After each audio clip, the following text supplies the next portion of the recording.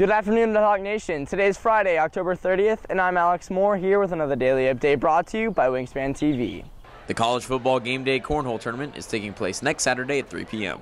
All staff and students are encouraged to sign up via the Google form that can be accessed at Wingspan's Twitter, Stuco's Twitter, libertywingspan.com, and in an email sent by Mr. Summers to your school email address. And student council, we're always looking for good ideas to get the student body involved and have fun. The tournament will take place in the field house. College football will play on a projector in the back of the building, and chips and queso will be provided.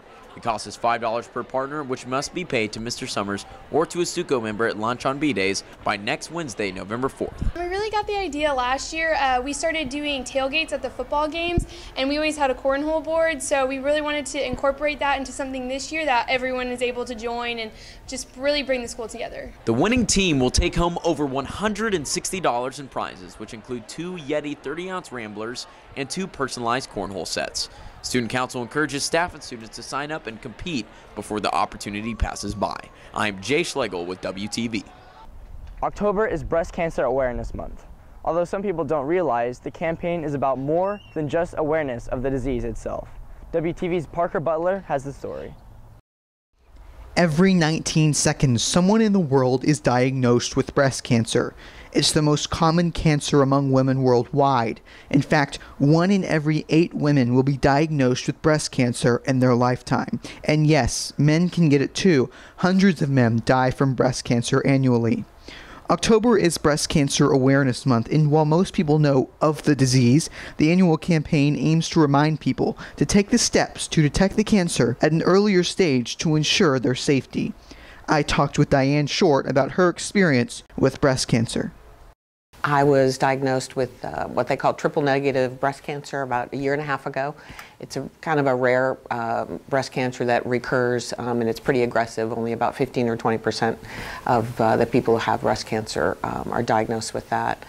Was getting yearly mammograms for 10 years, didn't show up, and it all of a sudden showed up way under my arm in a high place, and just grew exponentially. Went to a surgeon, got the lump removed, and they found out it was cancerous, and started chemotherapy immediately. And then probably 3-4 months later, found out that it had spread to my brain and my liver. So just followed the chemotherapy and radiation pathway and cleared up. I was cancer-free for 6 months. And then it just kind of recurred over the last year, and I'm still receiving chemotherapy for that. It'll be an ongoing process, but that's about how I discovered it. Do you have a family history of breast cancer? Absolutely none. No family history of any sort of cancer. What advice would you give to those who are unsure of their options when it comes to ensuring that they're safe from a breast cancer diagnosis? Definitely genetics. You need to look into your family history. You're a lot more prone to getting breast cancer if you have a family history. 40 years old, start getting a mammogram. Self-examination is very, very important. If you're suspicious about something, a lot of people, you know, have white coat syndrome.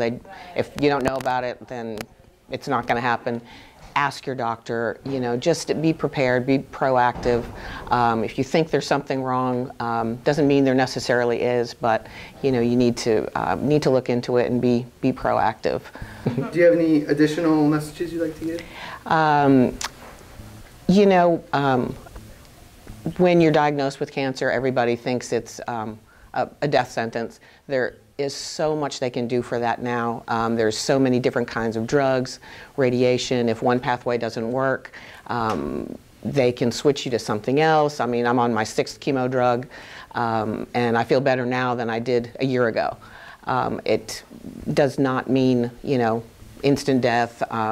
You know, there's people who've lived years and years and years. It can go into remission, can come back. You just treat it again, and you know, lots of advances in medicine, and you know, not nearly as much to be afraid of as there was 50 years ago.